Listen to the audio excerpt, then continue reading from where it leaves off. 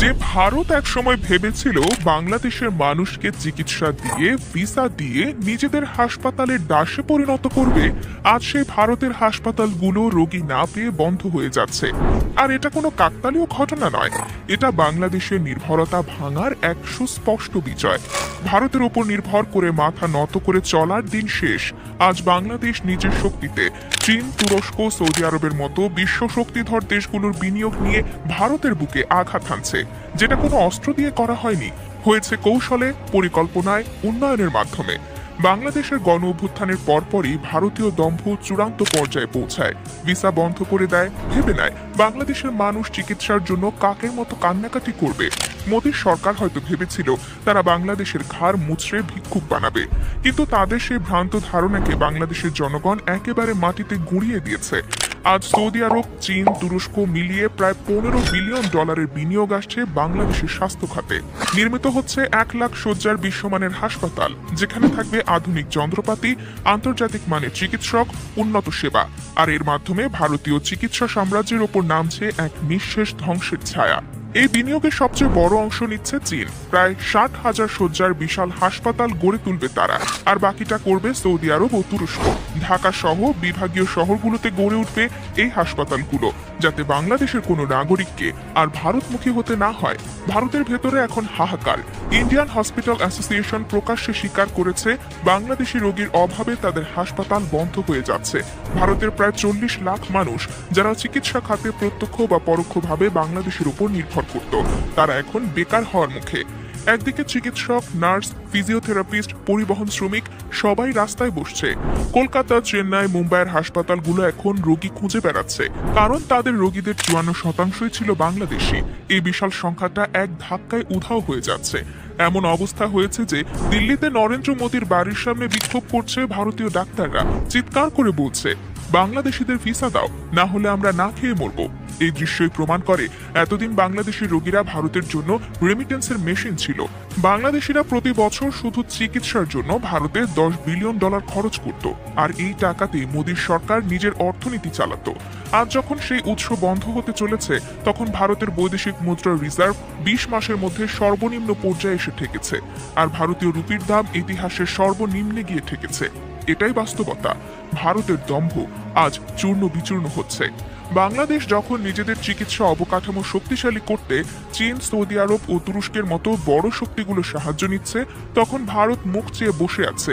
চীন সিঙ্গাপুরের Mount Elizabeth এবং থাইল্যান্ডের বামরুন গ্রাদের আদলে বিশ্বমানের হাসপাতাল বানাবে বাংলাদেশে। এই হাসপাতালগুলো গোটা দক্ষিণ এশিয়ার চিকিৎসা হাব হয়ে উঠবে, যেখানে খরচ হবে ভারতের তুলনায় কম আর সেবা হবে আন্তর্জাতিক মানের। আরো বড় কথা, চীনের পরিকল্পনায় আছে হাসপাতালগুলোর 70% ডাক্তার, নার্স, টেকনিশিয়ান নিয়োগ করা হবে বাংলাদেশের নিজস্ব জনপদ থেকে। বাকি 30% আনা হবে যুক্তরাষ্ট্র, যুক্তরাজ্য ও চীন থেকে। বাংলাদেশের জনবলও আন্তর্জাতিক মানে প্রশিক্ষিত হবে। চীনের হাসপাতাল নির্মাণের প্রস্তাবে স্পষ্ট বলা হয়েছে, ভারতের ওপর নির্ভরতা একেবারে শূন্যে নামিয়ে আনাই তাদের লক্ষ্য। ভারতের জন্য এটা এক বিপর্যয়। বাংলাদেশ এখন শুধু ভারতের উপর নির্ভরশীলতা ভাঙছে না, বরং ভারতকে অর্থনৈতিক, সামাজিক ও কূটনৈতিকভাবে কোণঠাসা করে দিচ্ছে। মোদী সরকারের অজ্ঞতা আর ঔদ্ধত্যের ফলে আজ বাংলাদেশ ভারতের গলা চেপে ধরার সুযোগ পেয়েছে। এতদিন বাংলাদেশের স্বাস্থ্য খাতকে ভারত নির্ভর করে রাখতে চেয়েছিল ভারত। 2019 সালে যখন চীন হাসপাতাল নির্মাণের প্রস্তাব দিয়েছিল, তখন শেখ হাসিনা সরকার ভারতের সুবিধার জন্য সেই প্রস্তাব আটকে দিয়েছিল। আজ বাংলাদেশের অন্তর্বর্তীকালীন সরকার সেই বাধা সরিয়ে দিয়েছে, আর এর ফলাফল হচ্ছে ভারতের অর্থনৈতিক মেরুদণ্ডে সোজা আঘাত। ভারতের পরিকল্পনা ছিল বাংলাদেশকে চিকিৎসার জন্য আজীবন হাত পাতিয়ে রাখবে, কিন্তু বাস্তবতা আজ প্রমাণ করেছে সেই পরিকল্পনা আজ উল্টে গিয়ে ভারতের কবর রচনা করছে। বাংলাদেশের মাটিতে গড়ে ওঠা 1 লাখ শয্যার হাসপাতাল শুধু চিকিৎসার অবকাঠামো তৈরি করছে না, এটা ভারতীয় অহংকার ভেঙে চুরমার করে দিচ্ছে। ভারতের হাজার হাজার হাসপাতাল, যেগুলো গড়ে উঠেছিল বাংলাদেশের রোগীদের টাকা দিয়ে, আজ তারা রোগী খুঁজে বেড়াচ্ছে রাস্তায়। ভারতের ডাক্তাররা, নার্সরা, স্বাস্থ্যকর্মীরা এখন ভিক্ষুকের মতো বাংলাদেশিদের ভিসার জন্য দিল্লির রাস্তায় দাঁড়িয়ে কান্না করছে। এই দৃশ্য আজ বাংলাদেশের জন্য গর্বের, আর ভারতের জন্য লজ্জার। বাংলাদেশ এখন এমন এক অবস্থানে যাচ্ছে, আশেপাশের দেশগুলোরও চিকিৎসার চাহিদা পূরণ করবে। চীন, সৌদি আরব, তুরস্ক এই তিনটি দেশের সম্মিলিত বিনিয়োগে বাংলাদেশের স্বাস্থ্যখাত পরিণত হবে দক্ষিণ এশিয়ার নতুন চিকিৎসা হাবে।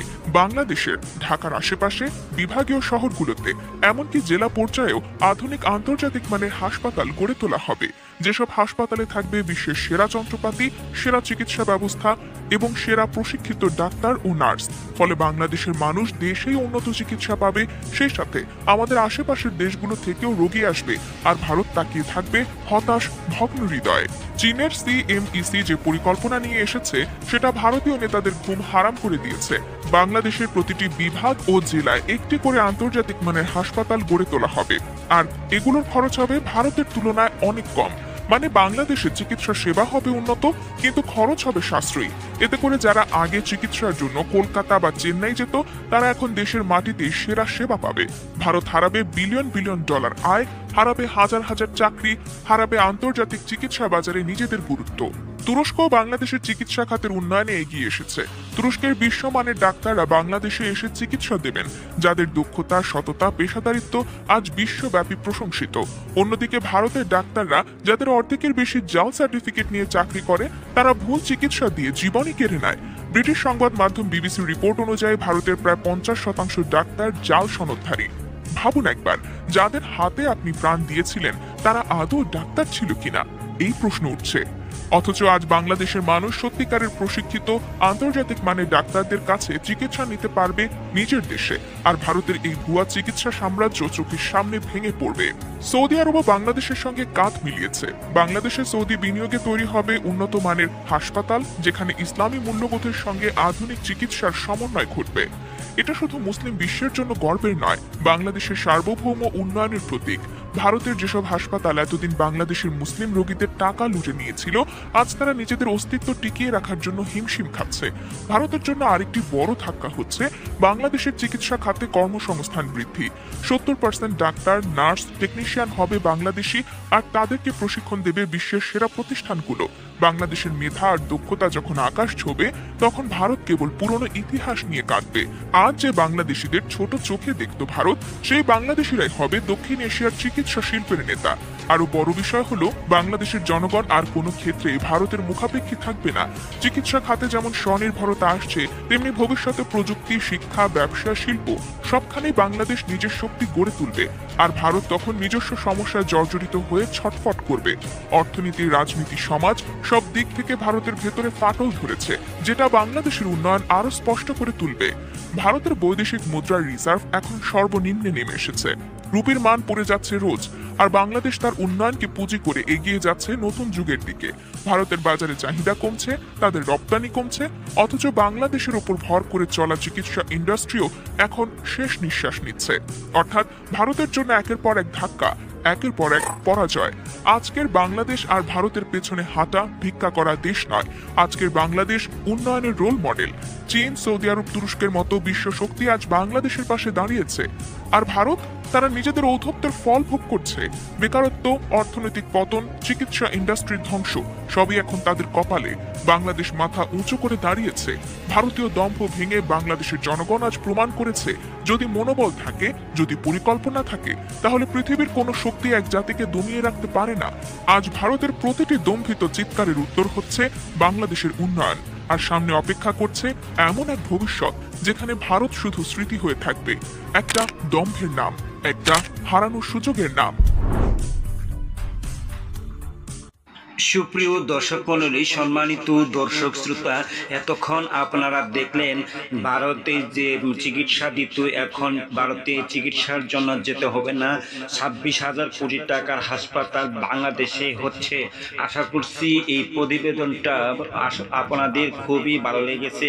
আরও ভালো ভিডিও পেতে SI মোল্লা 24 নিউজ ইউটিউব চ্যানেলের সাথেই থাকুন। পরবর্তীতে আরও ভালো ভিডিও নিয়ে হাজির হব। ততক্ষণে সবাই ভালো থাকুন, সুস্থ থাকুন, শেয়ার করে SI মোল্লা 24 নিউজ ইউটিউব চ্যানেলের সাথেই থাকুন। আল্লাহ হাফেজ।